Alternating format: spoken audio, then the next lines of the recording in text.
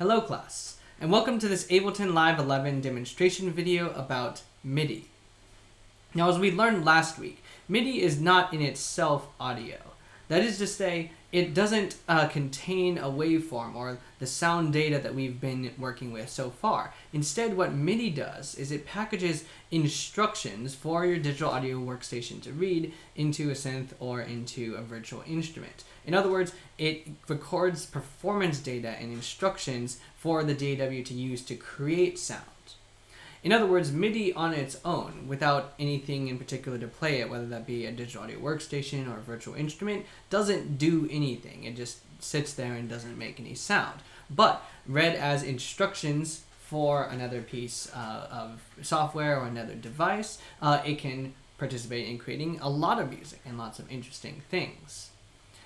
Now, the advantage to using MIDI over simply using audio is that it's a lot more malleable, a lot more changeable and flexible than the audio waveform itself is. It's usually thought that when you have an audio waveform that is sort of frozen or in some sense made permanent because it's been bounced out to an audio file. However, MIDI can have its properties changed and tweaks to a much greater degree. So that way, even after you have performed your MIDI performance via your keyboard for the first time, you could still go in there and tweak that data to get it just how you want it on the inside, under the hood. And that's basically what we're going to be demonstrating in this video, is how you work with MIDI and get it into that final form that you want. And so even if you make mistakes or even if things in your performance are a little off, no sweat it. As long as it's in MIDI, you can edit it. Alright, so I'm going to go ahead and transition into Ableton Live 11, so I'm going to say bye-bye from the screen, and you'll see my screen capture instead. Alright, we are now looking at a blank Ableton Live session in the timeline arrangement view, and you'll notice that I've taken out everything except for just one MIDI track, and that's how we want to start, with a MIDI track. Now, of course, since we're learning about MIDI, I think that's a fairly no-brainer. You need a MIDI track in order to record and edit MIDI data. So go ahead and start with a MIDI track. Alright, now in terms of where we want to go, if you remember, the MIDI data itself is not music, it's not an instrument. So right now, if we have this MIDI data track and I'm playing in notes on my MIDI keyboard, nothing is happening. That's because we haven't assigned an instrument yet. So we need to go over to our instruments in the left-hand column of Ableton, and we need to select ourselves an instrument. So for example, let's say I want to go over here to the instruments drop-down. There are sort of some major groups that you'll want to be aware of. So first is analog. Analog just means it is something that's a physical instrument. These are going to be ones that in some ways are like a physical instrument or come out of an analog synth in the case of something like the saw filter bass. Okay, then there is drum synth. This is for things that are like electric drums. We'll be working with that in just a bit. And then there's also the electric bin. You'll notice these are essentially your pianos and keyboards, so it's a good place to go for your chordal instruments, to create your harmony, or melodic instruments as well. And then finally, in a separate video next, we'll go over the wavetable, but just see that this is right here. And wavetable, you'll notice, has quite a few different options that are a good place to start. So if you don't necessarily want to modify a sound from scratch, but just want to sort of pick out a sound, a wavetable is another good place to look. And there are strings, pianos, keys, mallets, guitars, a lot of different options. All right. But first, to sort of start to demonstrate this, let's just go ahead and go to our drum synth, and we're going to start loading in different instruments. We want at least a kick, a snare, and a hi-hat, so we'll get those three. Starting with our kick. So just go to the instrument you want and double-click on it, and it will load it in. Notice it now says DS kick. So now when I hit my MIDI keyboard, instead of making no sound, it will actually make a sound, that of a kick drum. So here I'm just playing the keyboard. And you'll notice that down here, there's been a little panel that appears describing the parameters of this kick drum. Now, I'm not going to play around with it a whole lot, but just know that these are things you could actually do to alter the effects of the instrument. And every instrument is going to be different, which is why I'm not necessarily going to go over it in detail. But for example, if I wanted to drop this pitch a whole lot, now we're making it lower. Or if I want to make it higher. Alright, that's kind of a bit much, but you could sort of find a happy medium. You can increase the volume on it. Or lower. You can also do things like alter the attack and drive.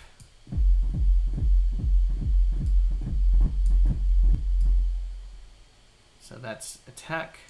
You can also do drive to create some distortion. Oh, it just sort of alters the timbre there.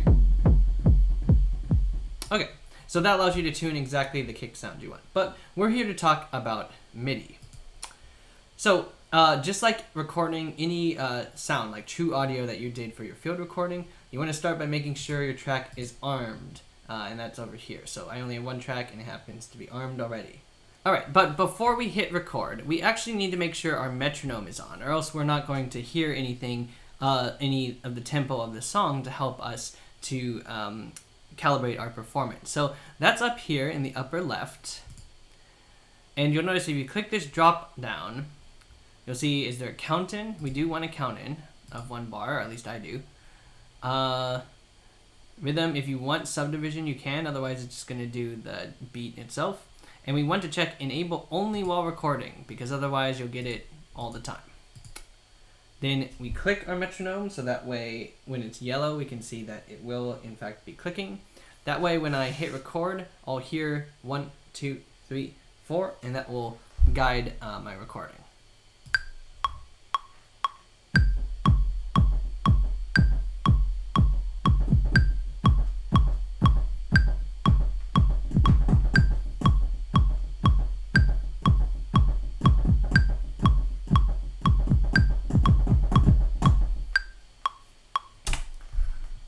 Alright, so you'll notice as the metronome was clicking, I was using my MIDI keyboard to play in. By the way, we'll talk about other methods of MIDI entry in a second, but using a MIDI keyboard is by far the easiest and most efficient. So I recommend that you use that. I know that not everyone in here is a musician or necessarily has a lot of gear, so you might not have a MIDI keyboard on hand. That's okay, but I do recommend that you start to make use of the MIDI keyboards that are hooked into Ableton in the Music Tech Lab. I posted the hours and the location of that to Blackboard, because that will just make your life so much easier when importing MIDI data. You'll see that I was able to put in all this MIDI data in the region in just one quick pass, and putting it in with the pencil tool would take a lot longer. Okay, so speaking of this, so if you double click this region, you'll see MIDI data come up. I'm going to go ahead and hit W so we can expand this out. And you'll see these various hits happen in the bar. So 1, 2, 3, 4, 2, 2, 3, 4, and so on and so forth. So I'm going to go ahead and play what I've put in. And as I do so, watch in the bottom how this looks.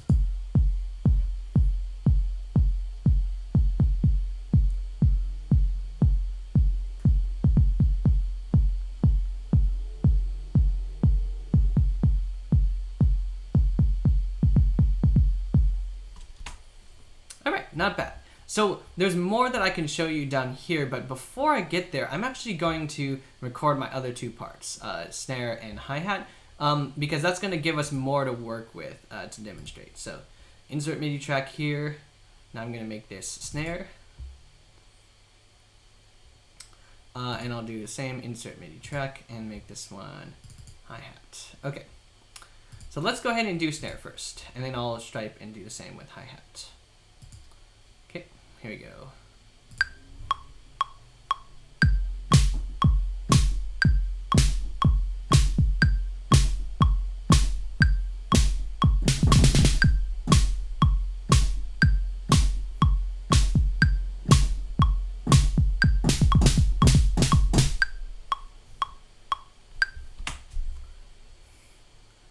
All right, so there's our snare, and now we're gonna do hi-hat. Whoops. Hi-hat, arm the hi-hat track, and another pass.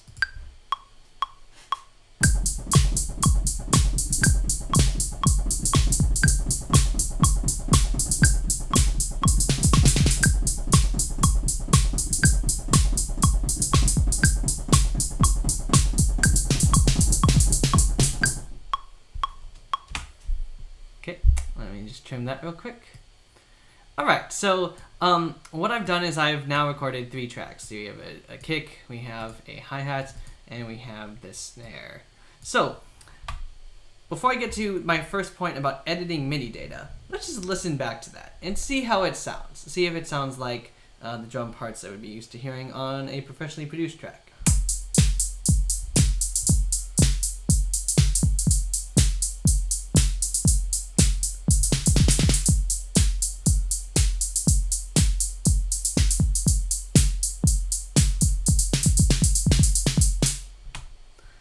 Alright, now while listening to that, hopefully you notice that some of our notes are just a bit off.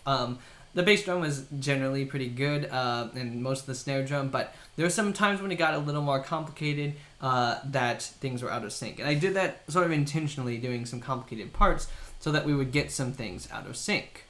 So what can we do about this? Well, we're going to introduce our first concept, which you saw last week, which is quantizing. So if we go to a MIDI region and we pull up the notes. Now, essentially, if we were to really zoom in on these MIDI notes, or maybe you can already see, some of these MIDI notes are just a bit off from the grid, either a bit early or a bit late. I think it'll actually be more apparent if I go to the hi-hat right here. All right, and if I blow things up more like this, so notice I'm really making it zoomed in now. You can see that some of these hi-hat notes are actually just off by a bit, and that's what's causing the desync. So lots of little minute human errors like this are going to cause things to be much more out of sync altogether. So what can we do? Well, remember, MIDI is just data. It's not audio itself, which means it's not yet set in stone. It's still being read by the digital audio workstation. So we can edit it, we can change it. And if we go ahead and highlight all the MIDI notes that we want to change. Okay. Just going to keep scrolling over and use shift click. So you can use shift click to keep highlighting more, and it retains the other parts that you've clicked. All right, so now I've highlighted all my hi-hat notes. So what can we do? Well, we want to do an operation on this called quantizing. Now, quantizing is just a fancy term for we're going to take all the notes that we played, and we're going to make it fall into line according to metronome, according to our grid. So for example, you could quantize to quarter notes, and that would make everything fall on a beat, or 8th notes, 16th notes, quarter note triplets. The world is your oyster. Okay, so how do we do quantizing? All you do is you just right click and go up to quantize. And you can hit Command U or Control U to do it quickly. So if I hit quantize, let's see what happens.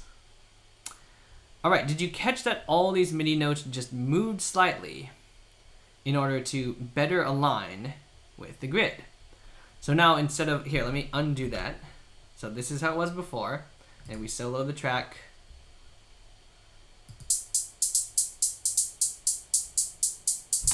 We've got some skittering there, some early and some late. But if we quantize it, everything has moved now to fall in line with the grid. So now if we listen to it, it should be much cleaner.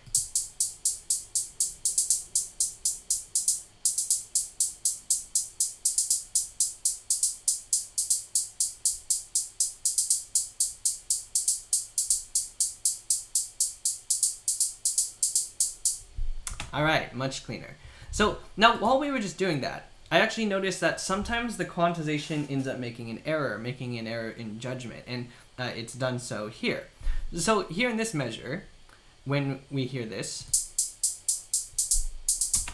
in measure 2, I actually didn't intend to make da da da da da da da da da da like that. I actually intended it to be da da da da da da da da da da. So what that means is that my performance was actually closer to a note that I didn't intend it to be. That's okay. In MIDI, all of that is editable.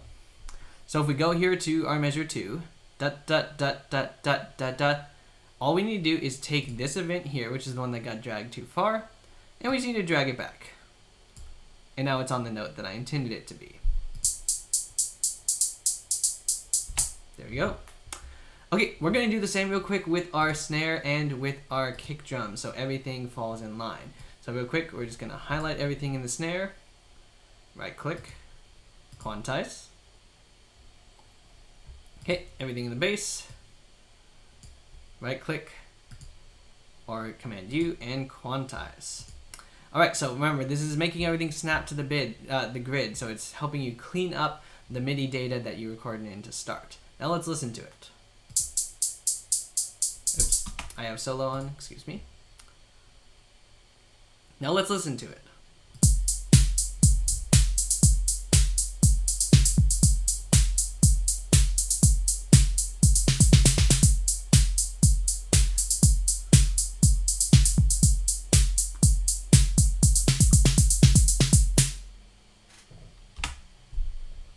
Alright, so that's a good introduction to quantization. Now, it's fine if you just want to do Command U and quantize it, or just right click and click quantize, but let's just take a look at some of the other settings that we might use at a different point. So if we go to right click and say quantize settings, you'll notice that it starts by quantizing to 1/16th note. That means every beat, 1E and a 2E and a 3E and a 4E and a, all of those are possibilities. Now, depending on how out of time you played in your original performance, that might cause some false positives. Or if you are just playing a part that's all on quarter notes, like dong, dong, dong, dong, dong, dong, dong, dong, then you don't really need 1/16th note quantization. You could actually go at a higher level. So you could change to, instead of quantizing it to 1/16th, quantize to 1/8 or 1/4. You can even go more fine-tuned and quantize to 1/32. So what does each of this mean? Well, if you were to select 1/4, let's demonstrate. If you were to select 1/4 and use that as your quantization, then it's going to snap every note to the nearest quarter note, or nearest beat, instead of 16th note. So now what this has done is it's taken our snare part and it's flattened it out more. There's just sort of only playing on beats 2 and 4, essentially.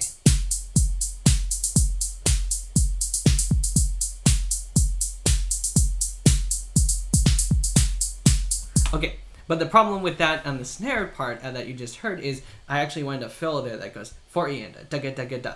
So if we quantize to quarter notes, that's too strong. It's too much because we actually want those 16 notes right there. But you could make that your quantization setting if you desire that instead, or if it were a simpler part.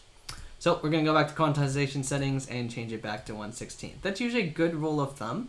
The other thing I'll mention is that you have these T's right here, 1/8 T, 1/16 T. That means triplet. So instead of having 1E and a 2E and a 4 notes in every beat, you could have a triplet, 1 lolly, 2 lolly, 1 lolly, 2 lolly, and have 3 subdivisions within every beat. So that's what the T would be for, and that's very useful if you have a song that you want to have that triplet feel. Okay, so we're going back to 1/16th note. Alright, so now if we listen back to this, there might be some parts that we actually want to edit with more, and here I'm thinking about the ending. Alright, so when I was recording that, my goal was to sort of make something more complicated so I would mess it up, and I succeeded in that. But now that I'm listening back to it, it's kind of a bit much. So what we might want to do is actually thin things out so that it's not quite as thick there. The basic idea is between the hi-hat and the snare drum, like this. Alright, so there how the hi-hat and snare drum had it sort of in groupings of 3.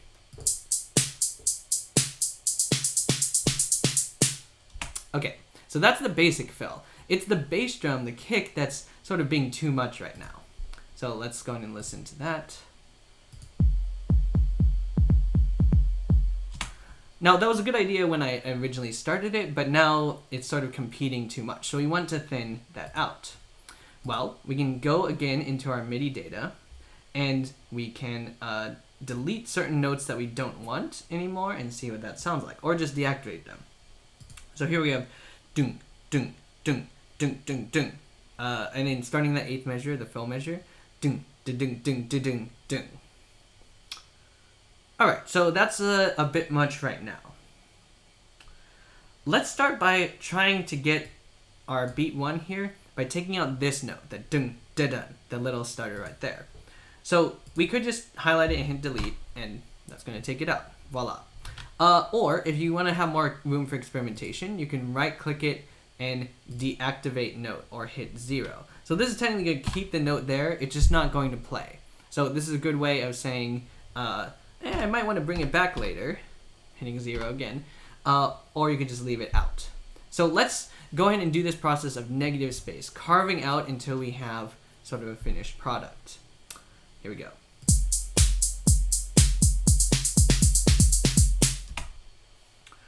All right, and that might have done it. It definitely sounds a lot cleaner, but let's say we wanted to take out even one more thing.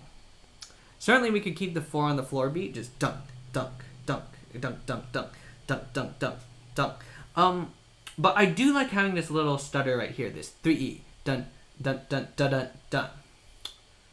All right. So what might we do here? Let's try taking out beat 4, this last bass. So I'm gonna hit deactivate on that and let's see what it sounds like.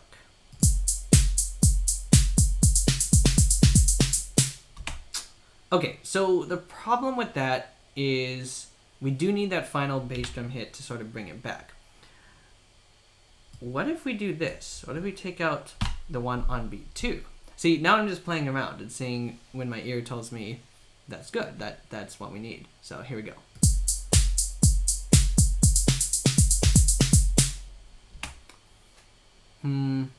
It's a little too free-floating, like we don't have anything anchoring us at this point. So let's try taking out the end of beat 2.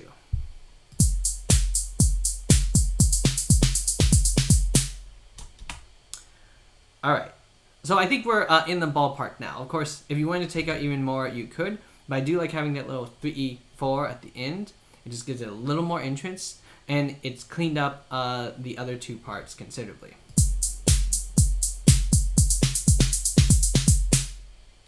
All right, and I think that works for our beat. But now here's the next thing that I'm gonna show, the next feature of working with MIDI data. So right now we did clean up our variation. So instead of having everything in desynced, it was in the pocket, it was tight. But it is a little bit mechanical at this point. Everything is metronomically perfect. And maybe that's completely fine. You know, that's like disco and drum machines, right, in the 70s and 80s. But maybe you want to have something that sounds like a more human performance. I think we talked about this before when we covered automation, but what makes a performance sound human is actually those little small variations that are not just, you know, the perfect shape that a computer will create. You need sort of more interest into it, more little variations. Now, if we go back into quantized settings, we can actually create some sensor randomization. And the way we do that is by changing the amount. You'll notice here it says the amount of quantization is 100%. That means it's going to take the whole note and snap it to where it needs to be. 0% would mean nothing. It would just not do anything. But what if we were to turn this down to 50%? So that means when it sees that a note is somewhat out of time, it's going to try to move that note to where it needs to be, but instead of going all the way to where it needs to be, it's going to move it halfway towards where it needs to be. In other words, it's not going to have the same amount of strength of quantization. So just as one example, let's take our snare line, and I'm going to try to change it to quantizing to 8th notes. In other words, this is going to change some of the notes we've written.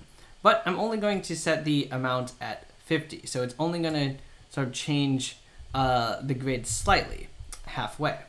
And we hit apply here. Now it's moved some notes, but it's only moved them slightly. So unfortunately, this is not going to sound like what we want it to, but here's what that would sound like.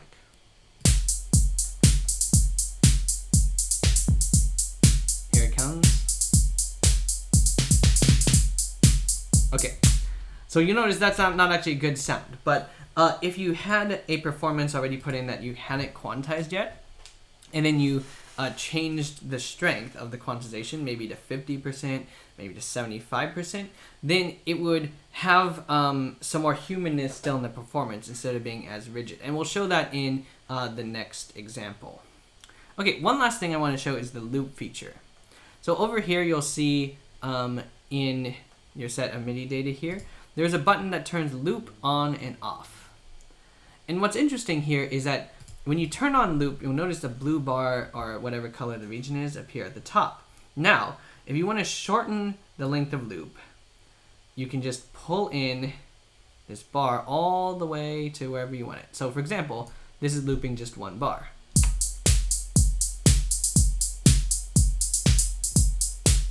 Okay, so notice our kick drum is now just looping one bar. What if we made it loop 2 bars?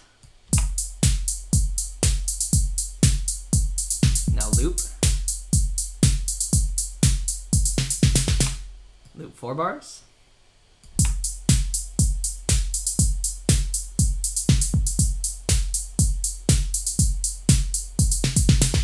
Now it's going to loop that. Alright, so this is a quick way of actually saving you time, so you don't have to record every note in the performance, but if you do have a looping texture such as in many beats, you could actually just record it once and then turn on loop, set your loop area, and then you drag the loop as far as you want to go. In this case, we actually created an 8-bar phrase that has variations, so you wouldn't want to use loop here, but you could do so if you wanted to loop a certain idea. In fact, maybe we might do that. So speaking of, let's go ahead and start adding in instruments. Let's demonstrate loop next. So for this, I'm going to want to use a bass and put in a bass line.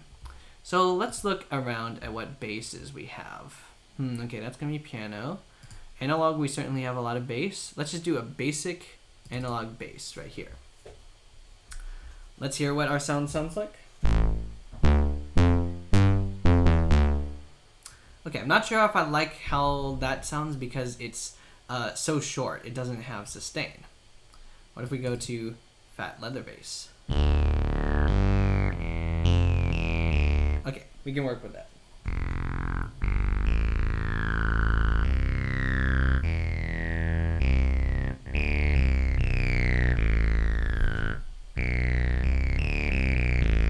Okay, so now let's play around and find ourselves a bass groove.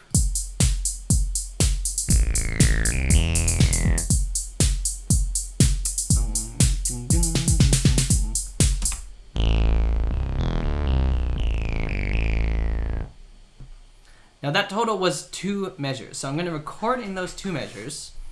We're going to work on quantizing it, or actually leaving some humanness in the performance, and then we're going to loop it.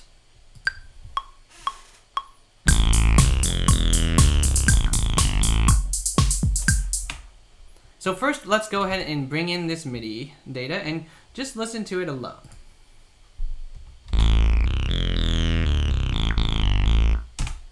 Alright, so it's not bad. It's definitely close, but notice that you'll see some things that are off in terms of the tempo. This is a little late, this is a little late, and this one's actually a little early. So we do want to quantize this.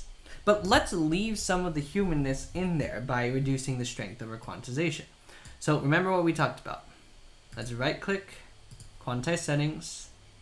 8th note here is fine because I didn't do anything smaller than 8th note. So let's do quantize to 8th note. Amount, let's try 50% and hit apply. Alright, notice that it did still move. It moved our note events. It got them closer to the grid. But some notes, like this one right here in particular, it's still a bit late. But maybe that's fine. Maybe we want some of that humanness in the variation. So let's hear it in context of the whole and maybe see how we like it.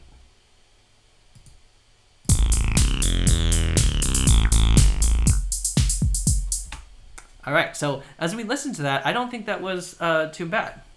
I think that was the right amount of quantization, and as opposed to making it completely quantized where everything is mathematically perfect, this might have some more humanness, some more interest in the texture. So we're going to leave it like that.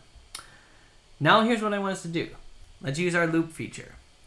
So if we turn on loop, remember, it's going to create this blue bar. Now, if I use the blue bar as is, unfortunately, it's not going to be the right loop point. So let's listen.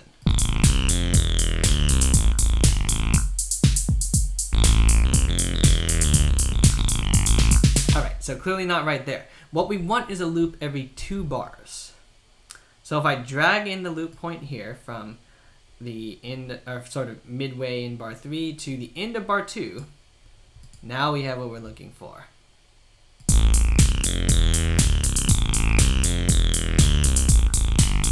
Here we go. 1, 2, 3, 4, 2, 2, 3. Loops every 2 bars. Okay. So of course, if you wanted to break the loop at some point, you certainly could. This is just to show that you could quickly record a whole bass part, just like we did, get it just how you want it, and then loop it. And now you can set it and forget it. It's there and good to go. Let's go ahead and add in a chordal instrument, a chord and melody. So we're going to insert another MIDI track. Let's go ahead and try E Piano Mark II Bright.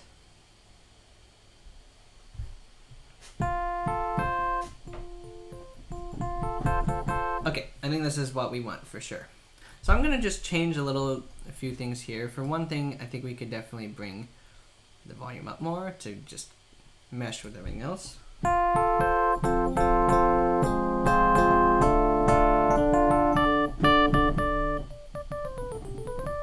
Alright, now before we record this, here's what I'm going to do. I'm actually going to move all my regions 1 bar over because I want to have a pickup from this melodic instrument. What this will do is this will allow us to have a pickup. So I can start 1 right there.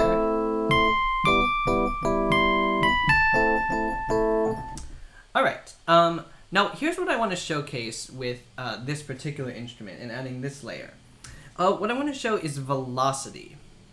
Now in MIDI, velocity is the measure of how hard or soft something is struck. That is literally velocity, the force with which it is performed. So this is not the same as volume because volume is ultimately controlled by your faders, by your automation. So you can have something that's at high velocity,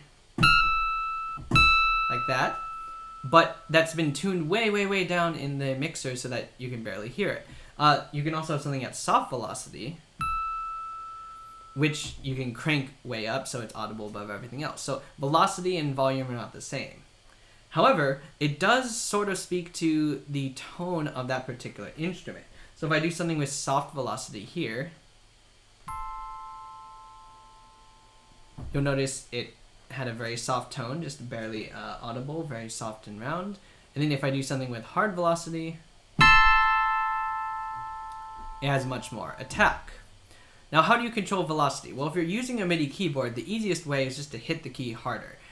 Keyboards are going to be sensitive to velocity. So if I have a soft touch on the piano like this,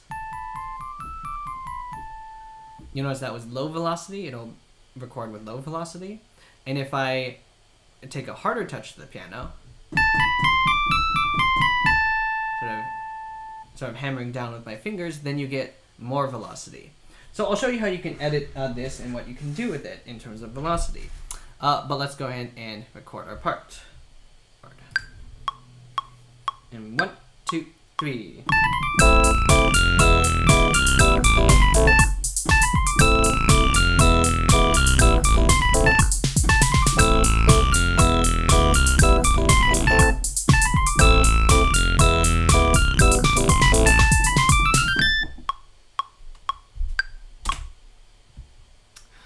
Alright, so that's given us some great material to work with. Now, if we just go ahead and solo this and bring it up in the MIDI editor, I think we'll notice a few things here.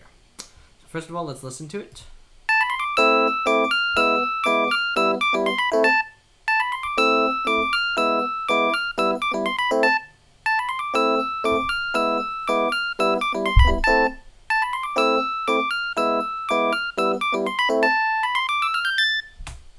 Alright, so the first thing that we notice is I had one mistake right here. Whoops, right here. my finger slipped one too many times, so as a result, we have one too many stacks here. So we can just go ahead and highlight it and delete. So now we have the right number of notes. All right, and that's going to need some more fix on timing. Speaking of timing, we're probably going to want to quantize this. Now, we will need to quantize it to the 16th note level, because I have 16 notes in there. 1 E and a 2 E and a 3 E and a 4 E and the like. So we'll highlight everything, and we'll quantize it to the 16th note. Now, because this is the melody, I probably don't want this to be super exact, like and on the beat. So while we do need to bring it in more, let's do quantize to the 16th note. Let's go ahead and say 40%, because I don't want to quantize it with too much strength. So let's hit apply. All right, now let's see what this did to it.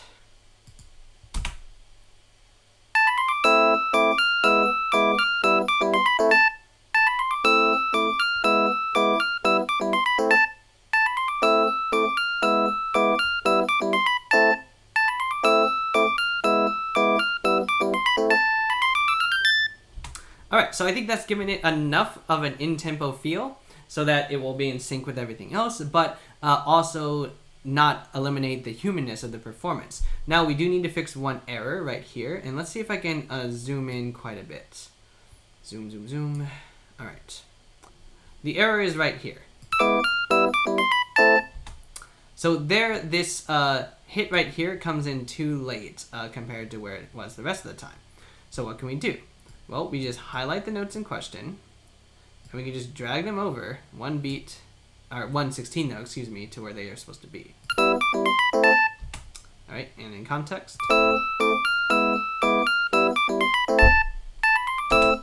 All right, so now on balance, this would give us a pretty good performance. But I want to just show you what we can do to mess with the velocity of this, and maybe get it even closer, even more nuanced as a performance. Now, before we do that, I'm going to show you the randomized velocity feature. This is not something you'll probably want to do all the time, but just to show you how this can also help to humanize your performance. So let's go ahead and highlight everything up here, all the melody part, my right hand, highlighting all the melody notes. Now notice over here we have this feature called randomize. If I hit this randomize, it is going to distribute all the velocities along the range from 0 to 127, min to max, and the results will be quite humorous. So if I say randomize, let's see what happens. Notice these little lines here in the velocity bar underneath have become completely jagged. Instead of being nearby where all of them were, now we hit velocity, randomize, and it's become all over the map. So if we listen to this, it's going to sound quite different.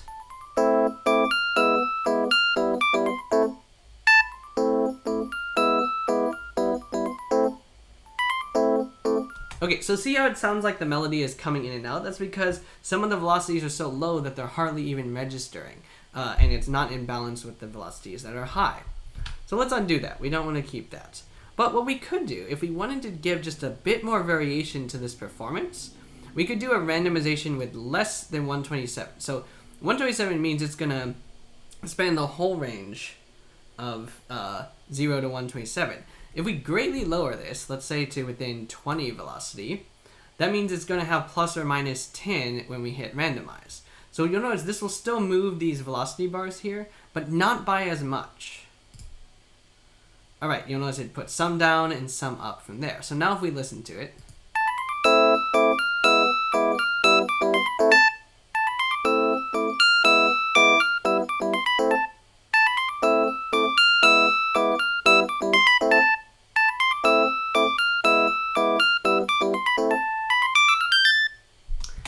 now, that might still have been quite a bit of randomization. I think I kind of liked how I played it better, maybe with just a tweak here or there. So let's go ahead and do that. I undid the randomization, and let's just listen to the line itself and see if there's anything that needs adjusting.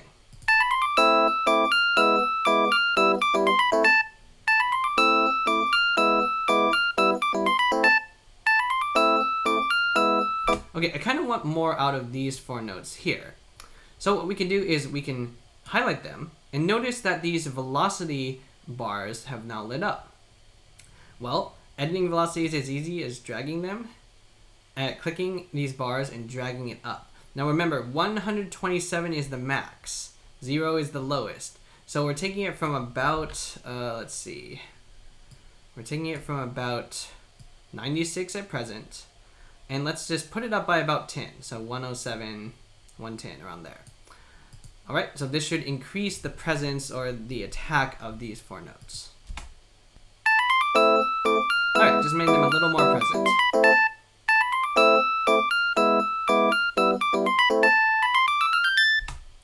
Okay, but now notice I was only working with the melody. There's also a left hand part here, right? The little comps.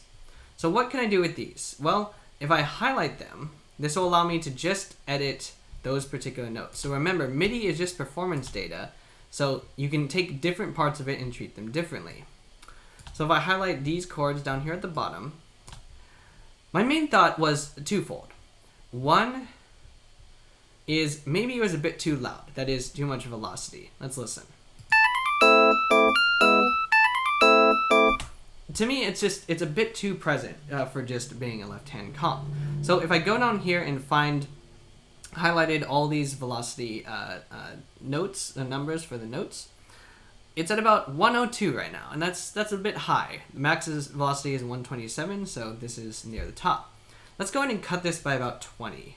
So instead of starting at 102, let's bring it down to about 80. Okay, that should make it less present in our mix.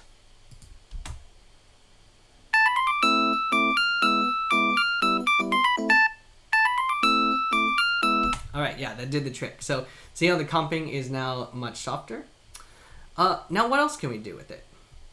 So that's a demonstration of velocity, and velocity, remember, is very important. So when you're fine-tuning your MIDI data, always remember to check your velocity. If you're coming out too strong, maybe bring down your velocity. If it's coming down too weak, bring up your velocity. And remember, this does not equate with volume. So volume, you still have to mix it in your automation as you want. But it can definitely help to change the tone, the timbre. Now here's something interesting that we could do. We can choose legato. So if I take all these little comps, which are sort of like shorter, jump, jump, jump, jump, and I choose legato, this is going to extend each comp until the next one. So it's going to make them seamless. It's going to connect them into each other. So watch what happens here if I select legato. Boom. Now everything has been lengthened so that it meets the next note. Now that might be a problem, so let's listen to how it sounds.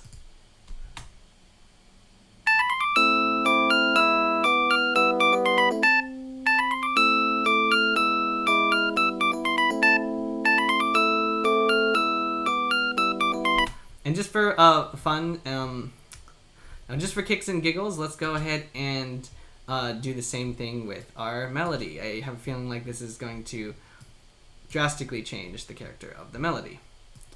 Let's find out. And hit legato.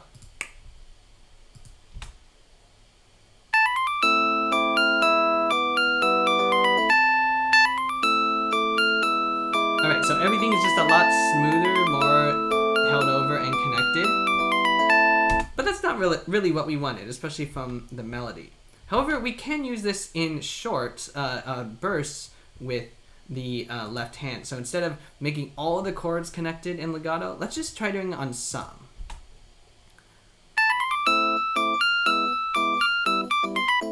Okay, so the ones I definitely think we should keep is the dum bum bum, dum bum bum. Those need to be short because the melody's also doing it short. So it's good if those match up. But the ones I think we could do legato are these 4 chords leading up to it. So let's try just making those legato. See how that sounds.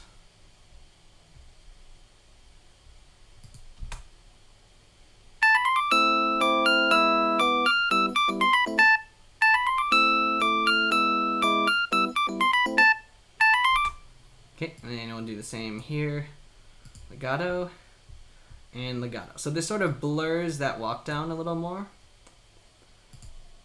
and creates a more interesting texture for when it becomes short during the comp.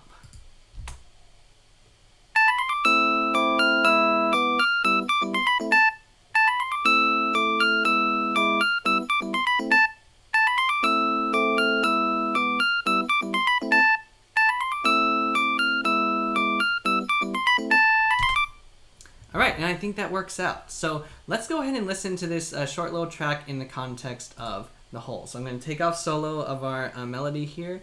I might just pop out my automation real quick and raise the volume by 3 just so we can keep the melody on the forefront.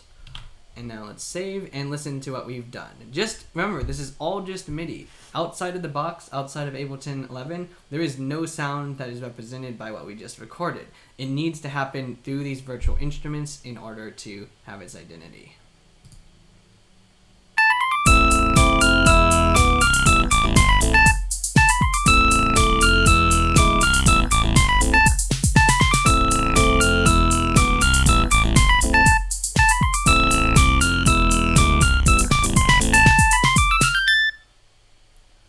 Nice, that's a good little start to a track.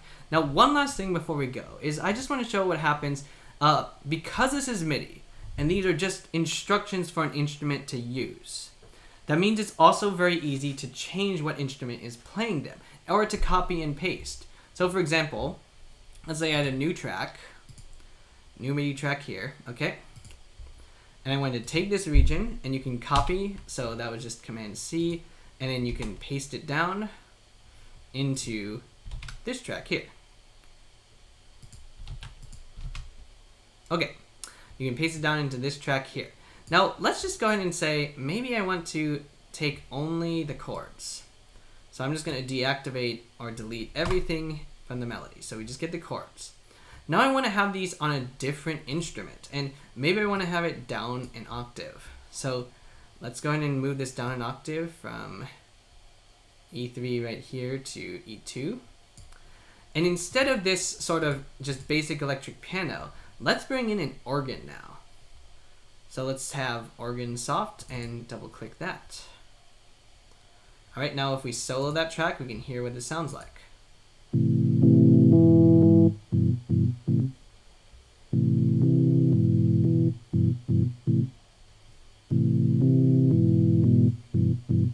Okay, together with our melody line, let's turn everything off except for the melody line.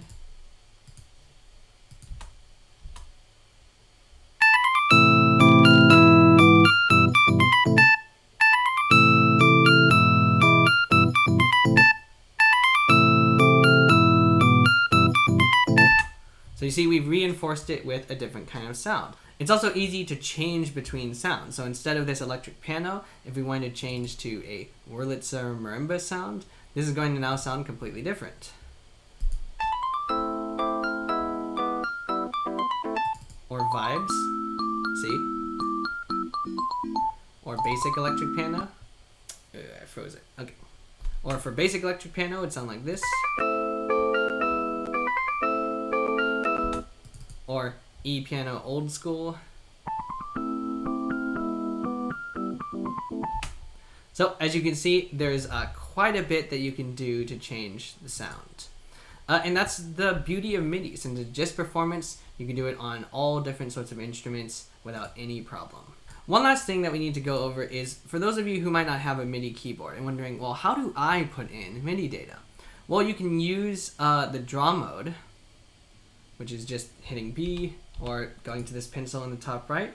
And now you can draw in on the exact square you want. So for example, if I wanted to use this bass line and draw something similar to that, I could draw in MIDI notes like so, and then I would have stuff for it to draw on.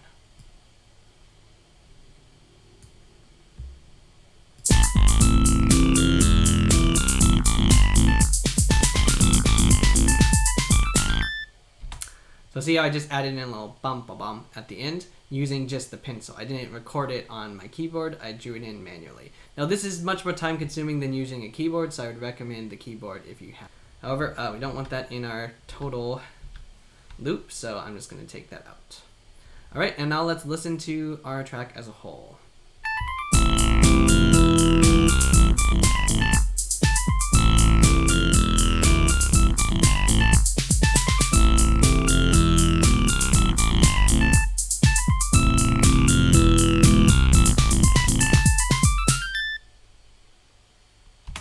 And there we go, our quick little track to showcase MIDI inputting and editing MIDI using virtual instruments in Ableton Live 11. So our next video will go over the Wavetable synthesizer plugin, which will be a great place for you to start, and that will be enough to get you through your Ableton Synth creative project. Alright, so see you in the next video, and bye-bye for now.